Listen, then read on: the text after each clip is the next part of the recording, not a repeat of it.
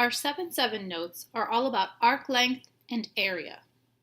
Our first definition is the physical distance along the circumference between 2 points of an arc. This is called the arc length. Now, I think it is very important to note the difference between arc length and arc measure, because oftentimes students will confuse the two. Arc length is the actual physical distance in inches, in meters, in whatever the unit is. Whereas arc measure is equivalent to the central angle.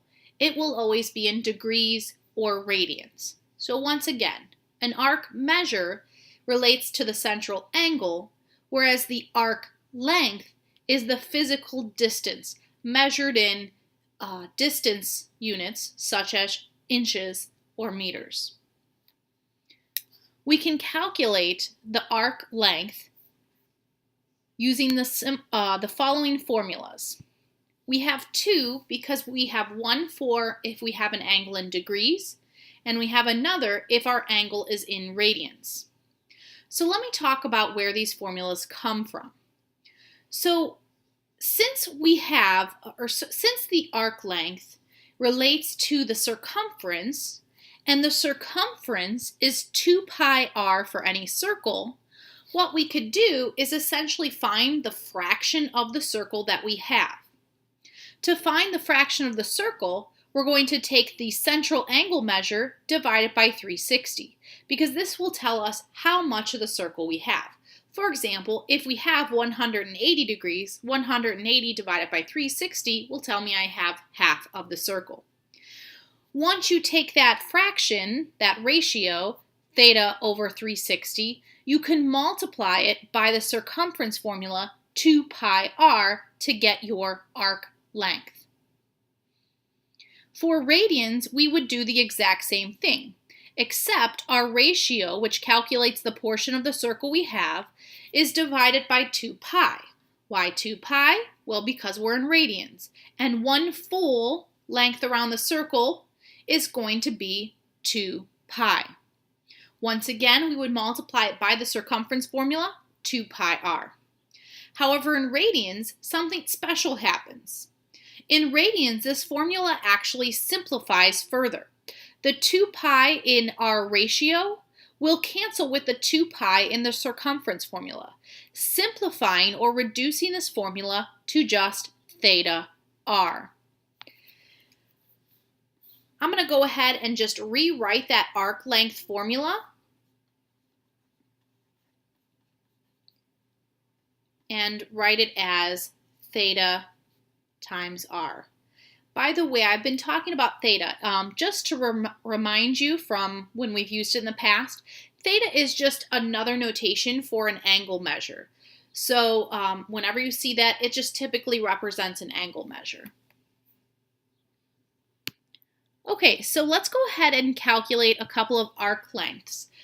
Make sure before you begin, you pick the appropriate formula. And that will all depend on what your central angle is measured in, whether it's in degrees or radians. So let's go ahead and take a look at our examples. Example 1. What is the length of an arc if the circle has a radius of 4 centimeters and a central angle of 120? So notice I'm trying to find the length of the arc. So this is definitely going to be an arc length calculation. So now the question is, which formula should I use? The degree formula or the radians formula? If I look at my central angle, I have 120 degrees. So that tells me I'm going to use my degree formula. So the arc length formula for degrees is going to be S is equal to, S just represents arc length, theta divided by 360. And once again, this portion of the formula is just calculating the fraction of the circle that we actually have. And then we're going to multiply it by 2 pi r, which is the full circumference. So we'll take the fraction of the circumference essentially. All right, so let's plug in everything we know. So we're trying to find S, so that's going to remain unknown. Theta is the central angle measurement or the arc measure. In this case, it's 120 degrees. Divide it by 360, since that's part of the formula, times 2 pi, and then our radius is 4 according to the directions. Here, we're just going to simply calculate this. Now, if we want to leave our answer as an exact answer in terms of pi, we're going to key in everything but the pi into our calculator. So, for example, I would take out my calculator and type in 120 divided by 360 times 2, and then multiply by 4. Now you'll notice that I got a fraction on my calculator. On a scientific, or most scientific calculators and most graphing calculators, you can actually use a fraction key and convert this into an improper fraction. I see that 0.66 repeating, which is a 2/3, and I've got a full 2, which would be 6/3, so I've got 6/3 plus 2/3. This would make this 8/3 as an improper fraction. But again, most calculators that you'll have will actually convert this into an improper fraction for you. So we have 8/3. Now, because I still have this pi that I didn't plug in, that pi will essentially just attach to this, and we typically put it in the numerator. So our answer would be 8 pi thirds, and that's an arc length. So we need a unit that is in terms of length. If we read our problem, our one length unit would be a centimeter. So that's actually going to be our arc length unit. So we have 8 pi over 3 centimeters. Okay, so let's take a look at our second arc length problem. What is the length of the arc if a circle has a radius of 10 and a central angle of 4 pi over 5? So once again, we need one of our arc length formulas, and we need to determine whether we're using degrees or radians here. Here it says that the central angle is 4 pi over 5. It does not specifically say degrees, so we can assume that this is in radians. Another clue is that pi. Usually radians include pi, although they don't have to. So we're actually going to use our radian arc length formula. So if you look right above, our arc length for radian will just simply be theta r. So it's a much easier formula than the degree formula. Okay, so let's plug in what we know. We're looking for the arc length, so that will remain S. Theta is the central angle measurement, or the arc measure. In this case, it's 4 pi over 5. And then we're going to multiply it by the radius, which we're told is 10. So it's just simply 4 pi over 5 times 10. Okay, so let's once again calculate this. So in my calculator, once again, if I want to leave it in its exact form, we're going to ignore the pi and just type in 4/5. So 4 divided by 5, and then multiplied by 10. This will give me 8, and 8 will be my final answer, except I have to bring that pi back into the problem. So at the end, I put the pi back in. So my final arc length is 8 pi, and again, since it's an arc length, I need a length unit. And in this case, in this problem, it is also centimeters. So we have 8 pi centimeters as our final arc length. Moving on, we're going to talk about the area of a sector. So the area of a sector is the area of the portion of circle you're talking about.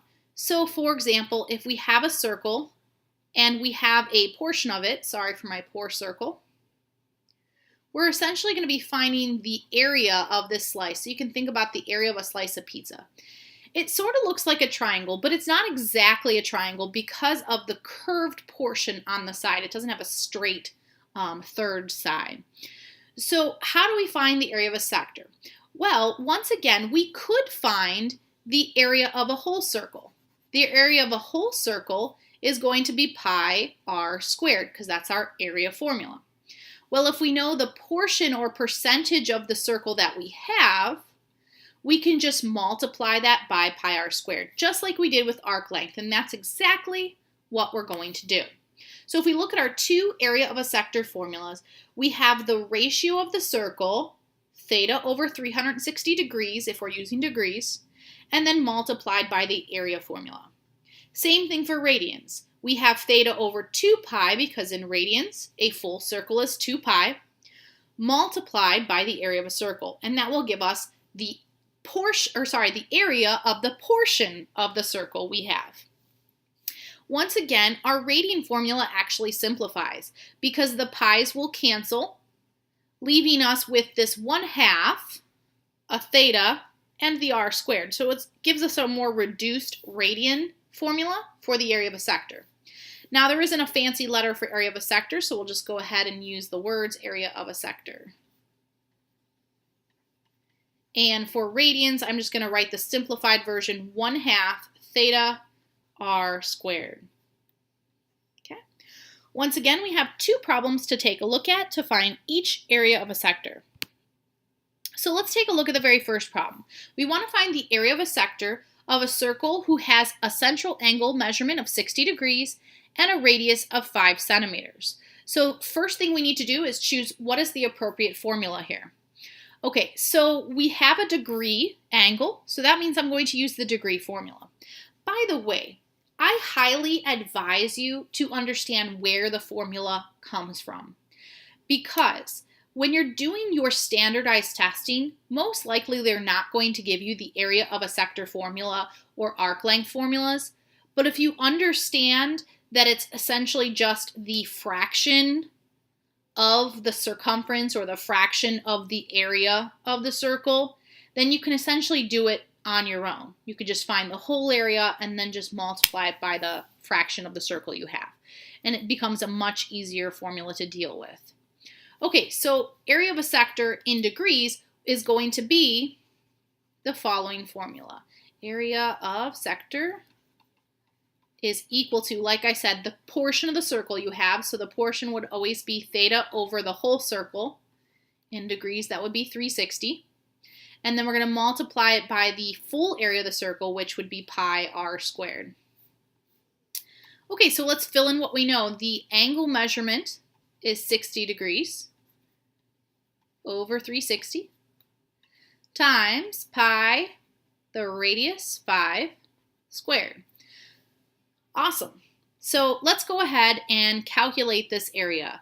Once again, we're going to punch in everything but the pi so we can keep an exact answer.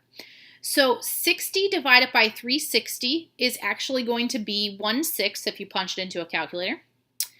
5 squared is 25, so then we have 1/6 times 25. That actually will just give us 25 over 6. And this will also tack on a pi. So let's go ahead and tack on our pi, or you can put the pi on top for 25 pi over 6. Once again, we need a unit. So let's talk about the unit for area of a sector. Area is a square measurement. So that means that every single unit should be a square unit. So we started off with centimeters, so our square unit would be centimeters squared. And that's our final answer. One more problem. Here we have a similar circle, but this time we have our angle measurement in radians. So let's use our radian formula. Oops. The area of a sector is equal to, and I'm going to use the reduced one because there's less things to plug in, 1/2 theta r squared. So let's plug in what we know. Theta is once again the angle measurement, this time in radians. So pi over 3 times the radius, 5, squared. When we simplify this, we'll simplify everything but the pi. So we have 1/2 times 1/3, that 3 is in the denominator, so it represents a 1/3. That'll give me 1/6 again. Times, now 5 squared is 25, so it's going to be 1/6 times 25, or 25/6. Tack that pi back on, giving us 25 pi over 6. And this is, again, an area, so this would be square units. Now you might say, hey, wait a second, that's the same exact answer as above. How could we get the exact same answer with two different angle measurements? Well, it turns out that we don't have two different angle measurements. 60 degrees is actually equivalent to pi over 3 radians. They're the exact same measurement, just using two different units. So that's why the area is the same. And that's the end of arc length and area of a sector problems.